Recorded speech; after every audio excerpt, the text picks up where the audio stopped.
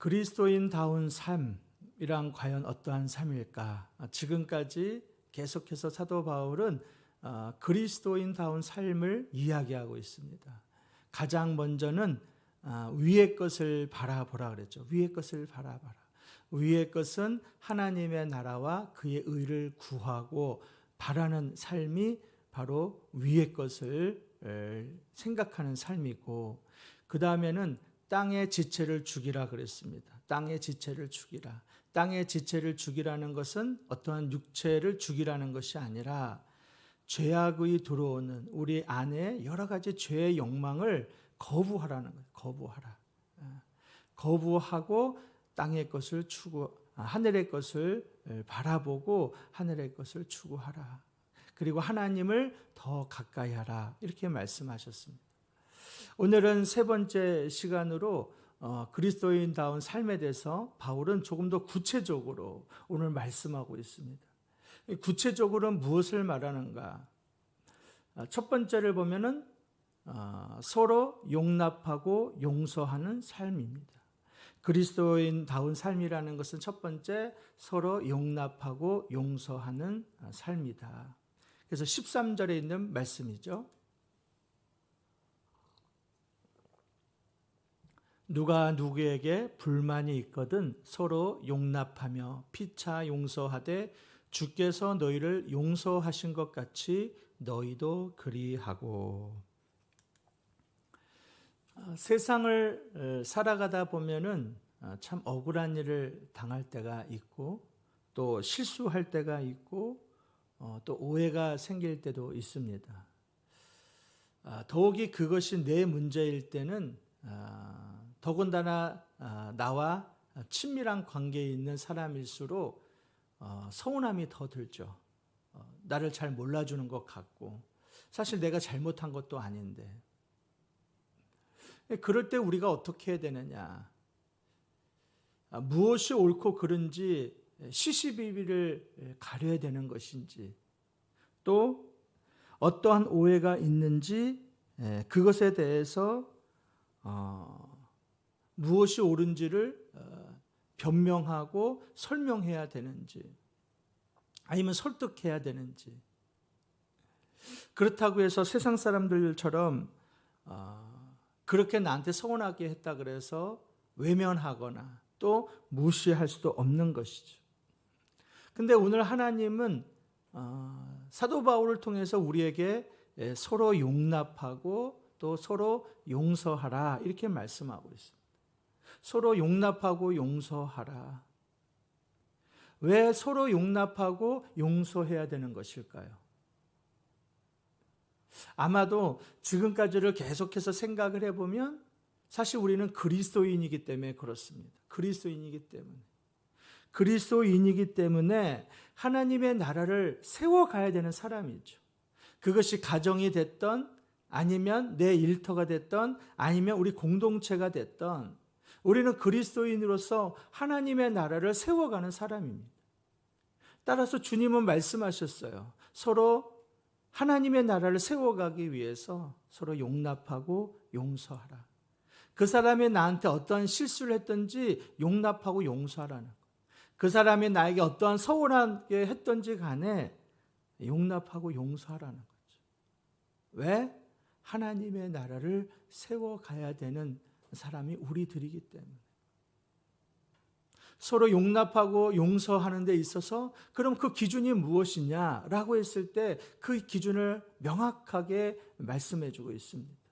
13절에 보면은 주께서 너희를 용서하신 것 같이 너희도 그리하고. 주께서 너희를 용서하신 것처럼. 용납하고 용서하는 것의 기준이 뭐냐? 바로 주님이라는 거예요. 주님이 기준이라는 거죠. 주님이 그렇게 하셨던 것처럼 너희도 그렇게 하라는 거예요. 예수님은 자신을 부인하고 배반하는 베드로를 용납해 주셨습니다. 그리고 그를 용서해 주셨죠. 예수님은 자신에게 폭행을 가하고 또 폭언을 일삼았던, 그리고 십자가에 못 박았던 그들을 위해서도 예수님은 그들을 용서하고 그들을 위해서 기도하는 것을 보았습니다. 그럼 예수님 도대체 몇 번까지 용서해야 됩니까? 라고 했을 때 예수님은 7번씩 70번이라도 무한적으로 용서하라는 거예요. 무한적으로.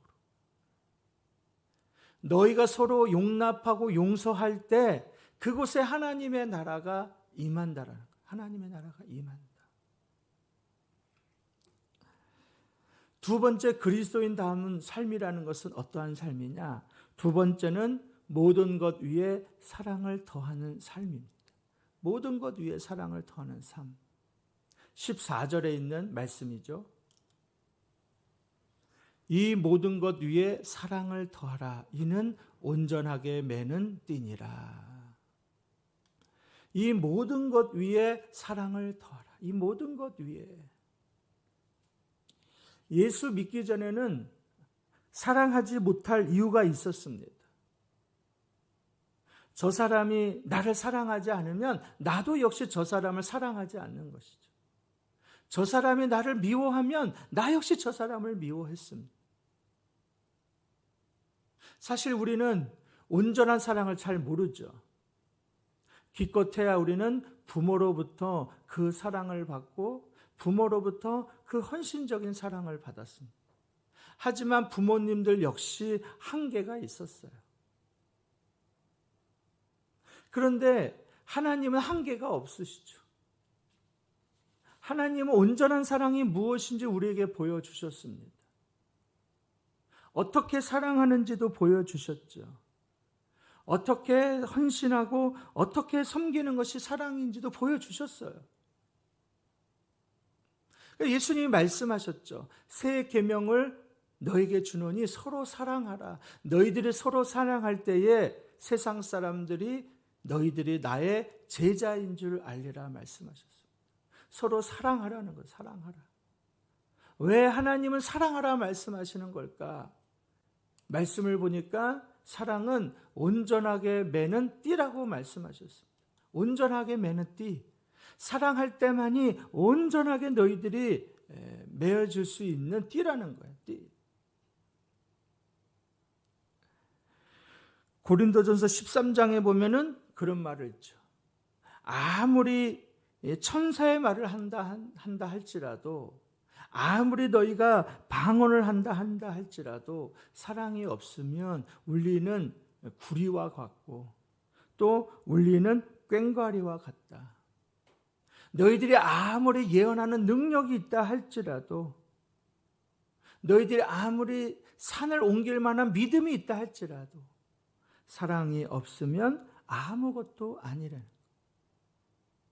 우리에게 믿음이 있고 우리에게 능력이 있어 얼마나 좋습니까? 그러나 그 능력이나 그런 믿음이 사랑이 없으면 아무 소용이 없다라는 거예요. 내게 있는 모든 것으로 다른 사람을 구제하고 내가 불사르게 헌신하고 내어준다 할지라도 사랑이 없으면 아무 유익이 없다라는 것이죠. 온전하게 매기 위해서는 너희들이 서로 사랑하라는 거예요. 그러니까 그리스도인다운 삶이라는 것은 뭐냐? 모든 것 위에 사랑을 더하는 거죠. 모든 것 위에. 나의 행동 하나하나에 그 사랑을 더해서 섬기고 사랑하는 마음으로 기도하고 사랑하는 마음으로 헌신하고 사랑하는 마음으로 내 자신을 내어줄 때 거기에 능력이 나타나고 거기에 하나님의 나라가 임한다. 하나님의 나라가 임한다. 세 번째, 그리스도인다운 삶이라는 것은 무엇이냐? 그리스도의 평강이 주장하는 삶입니다. 그리스도의 평강이 주장하는 삶. 15절에 있는 말씀이죠. 그리스도의 평강이 너희 마음을 주장하게 하라. 너희는 평강을 위하여 한 몸으로 부르심을 받았느니 너희는 또한 감사하는 자가 되라. 그리스도의 평강이 너희 마음을 주장하게 하라. 내 마음이 그리스도의 마음이 주장하도록 하라는 거예요. 늘 언제나. 늘 언제나. 여기서 주는 평강은 세상에서 주는 평강이 아니죠. 세상은 소원을 이루어졌을 때에 마음의 평강이 오죠. 세상에서는 내 주머니가 두둑할 때에 마음의 평강이 오고 평안이 옵니다. 세상에서는 분위기가 아주 좋을 때 평안하다 말하고 평강이 찾아옵니다. 그러나 분위기가 좋은 것, 내 주머니에 내 주머니에 물질이 있는 것, 또 내지는 내 소원이 이루는 것, 그것은 영원할 수가 없죠. 영원할 수가 없기 때문에 그것은 나에게 참된 평강을 주지 못하는 것입니다. 여러분, 죽을 병에 걸린 사람이 살아났는데 살아나자마자 돈 10,000원 가지고 다툰다고 생각해 보십시오. 이것이 얼마나 우스운 일입니까? 그것이 바로 세상이라는 거예요. 세상이 주는 평강. 하나님이 주는 평강은 그렇지 않다는 것이죠. 하나님이 주는 평강. 여러분, 우리가 찬송할 때 얼마나 내 마음이 기쁘고 내 마음이 얼마나 평안합니까? 예배할 때 우리는 그 하나님의 평안을 경험하죠. 성도들 간에 서로 사랑하고 서로 용납할 때 우리의 마음은 풍성해집니다.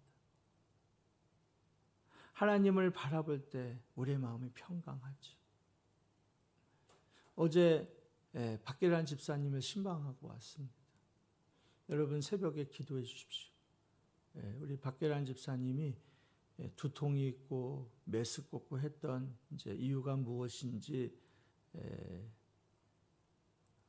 사진을 찍어봤더니 아마도 조금 전이가 된 것 같습니다. 제가 그 집사님한테 말씀드렸던 게 그거예요. 집사님, 하루를 살더라도 우리가 기쁘고 감사하게 살았으면 좋겠습니다. 하루를 살더라도. 우리는 다 내일 일을 모르지 않습니까? 집사님만 그런 것이 아니라 우리가 다 똑같습니다.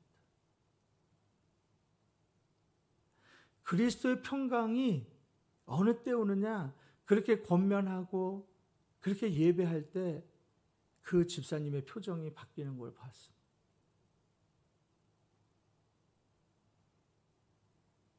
내 영혼아, 어찌하여 근심하느냐?